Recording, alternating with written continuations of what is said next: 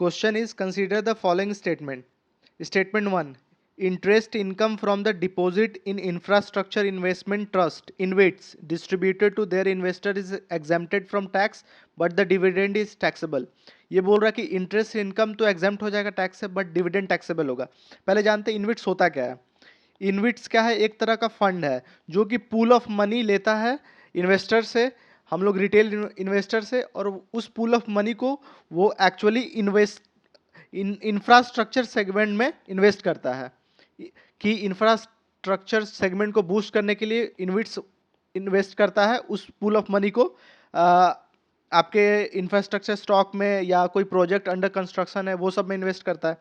और अब आते हैं स्टेटमेंट 1 पे. जो हमारा बजट आया था, लेटेस्ट बजट आया था 2023-24 का, इसके अकॉर्डिंग जितना भी जो इनकम होगा इनविट्स के अकॉर्डिंग, जो यूनिट होल्डर को, जो भी इनविट्स का यूनिट होल्ड किए होंगे, जो अपना पैसा लगाए होंगे इसमें, तो इन्हें 3 तरह से इनकम होगा.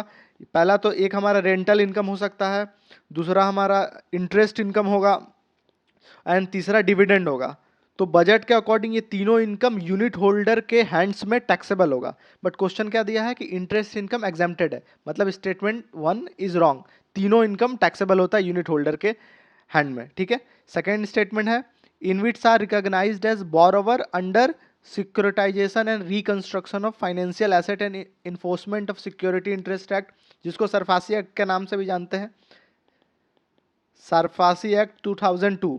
सो इसके अकॉर्डिंग क्या होता था कि जो फाइनेंशियल इंस्टीट्यूशन है और बैंक्स हैं वो क्या करेंगे कि वो अगर किसी को लोन दिए होंगे या इन्वेस्ट किए होंगे, तो अगर वो डिफॉल्ट कर गया तो ये क्या करेंगे, उनका कमर्शियल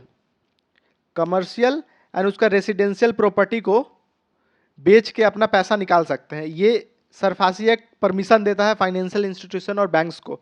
और तो जो इनविट्स के बारे में है, इनविट्स क्या है कि पूल ऑफ मनी कलेक्ट करता है, मतलब इस केस में इस एक्ट के अकॉर्डिंग इनविट्स को एज अ बोरोवर कंसिडर किया गया है, क्योंकि इनविट्स पूल ऑफ मनी को इन्वेस्टर से लेता है, तो यहाँ पर इसे बोरोवर कंसिडर किया गया है इस एक्ट के अकॉर्डिंग. मतलब हमारा जो सेकंड स्टेटमेंट है ये बिल्कुल सही है.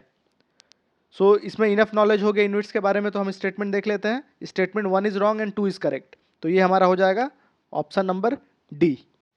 अगर वीडियो अच्छा लगा हो तो वीडियो को लाइक और चैनल को सब्सक्राइब कीजिए.